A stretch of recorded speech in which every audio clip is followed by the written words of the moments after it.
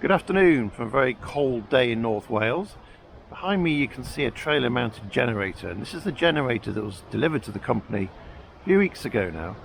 But all it's done since they delivered it is it's just stood on a hard stand. It's not really been run since then.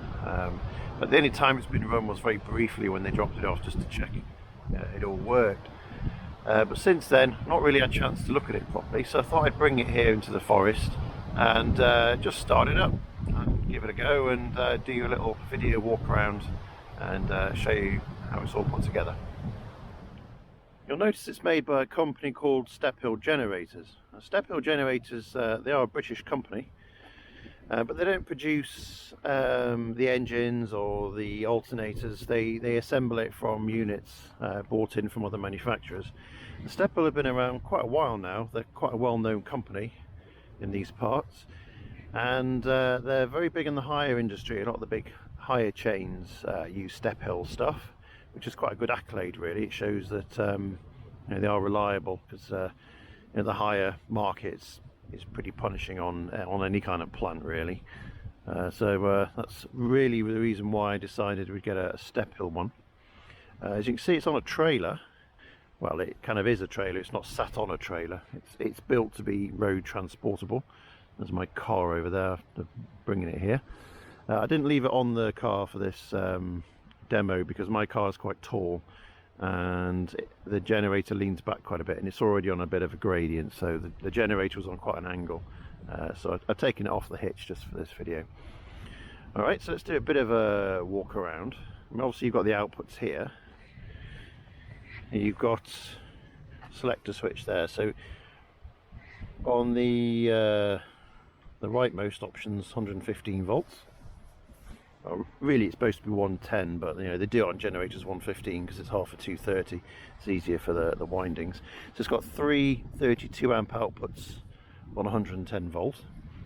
Though actually it's not really 110 volts. It's split phase, where you've got the neutral and earth of 1, which is that one, and then you've got two lines each of 55 volts, but the phases are 180 degrees opposite, so you can develop 110 volts from it, but each wire is only taking 55 volts. It's very popular with like construction sites, just because it's slightly less hazardous.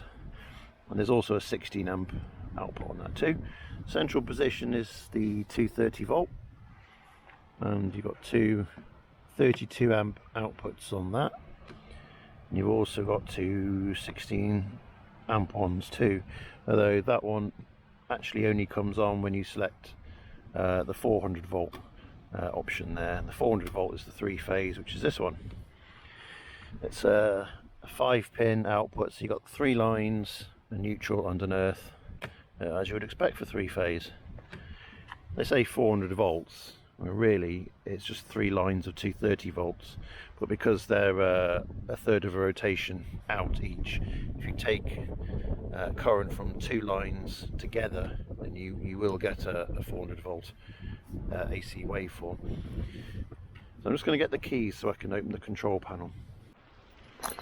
Which one is it now? It's that one.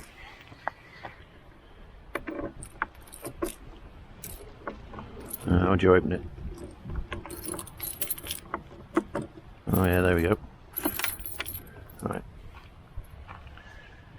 Okay, what have we got?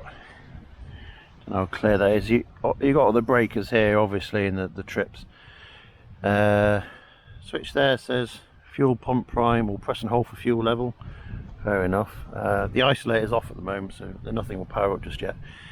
There's your fuel gauge and your oil temperature. No, oil pressure, sorry. And that's your coolant temperature there. There's your main control panel.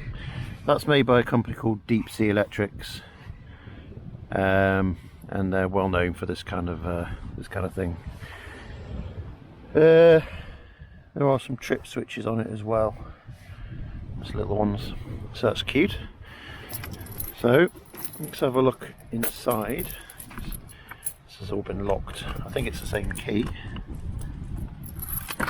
There we go. Alright, I don't know how clear that is on the camera, And there's the engine, all looks very shiny and new. That is a 4-cylinder Kubota, or Kubota, don't know how you pronounce it. It's a Japanese engine, and it's about 2.2 litres displacement, I think. It's normally asparated, there's no turbo on it. Great big air filter, big radiator over there, and a battery. There's an isolator there. You can just about see there, it is dark, there is a big alternator in there. The alternator is made by Mecalt. I think that's how you pronounce it. It's an Italian company.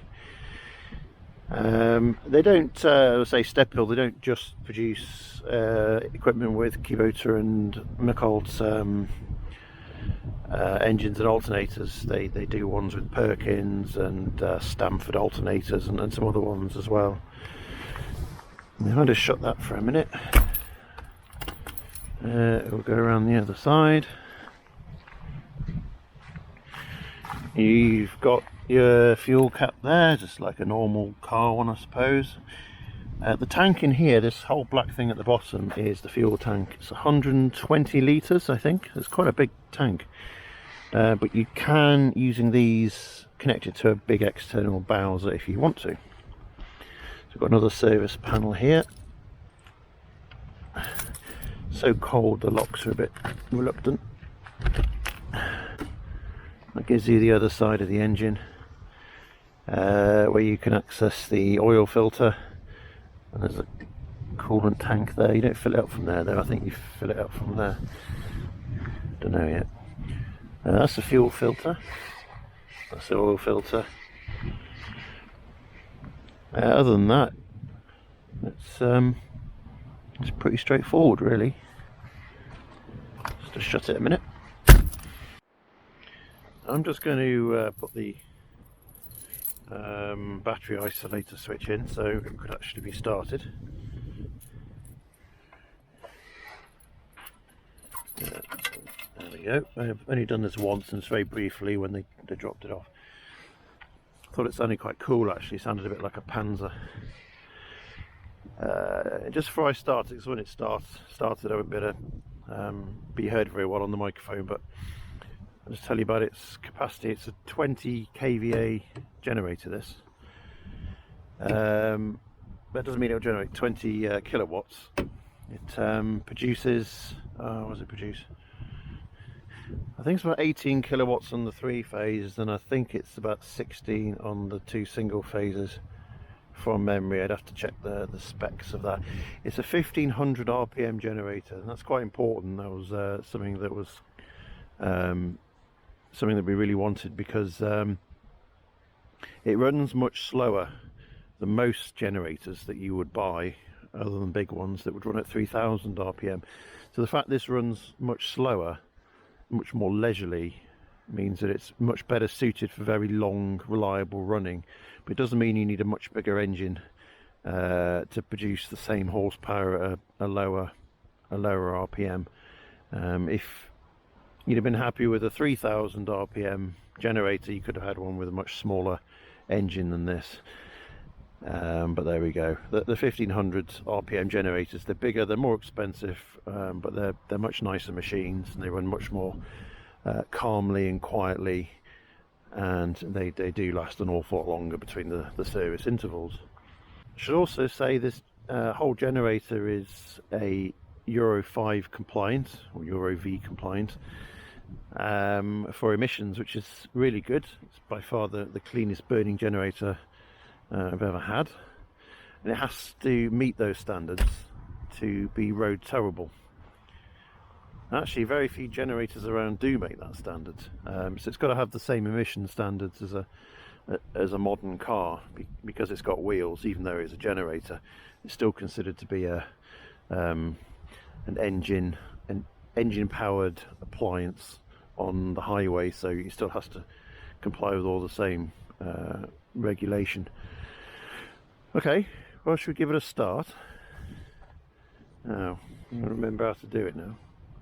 If I look at the fuel, there's fuel in it.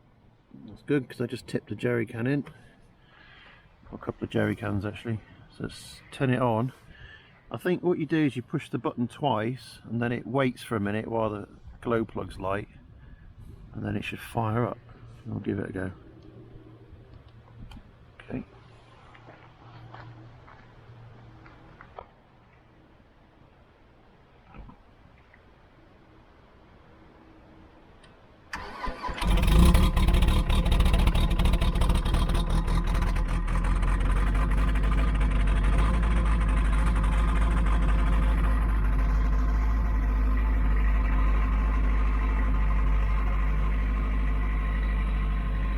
Might not believe that's Euro 5 emissions compliant, but they're all a bit like that on startup. You've got to give them a minute just to get warm.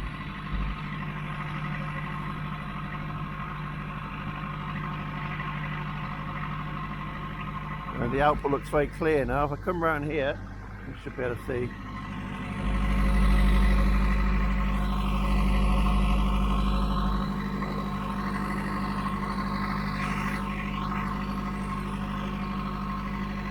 Moisture there, the condensation I would imagine starting to be blown up the pipe. Well, it's not too noisy.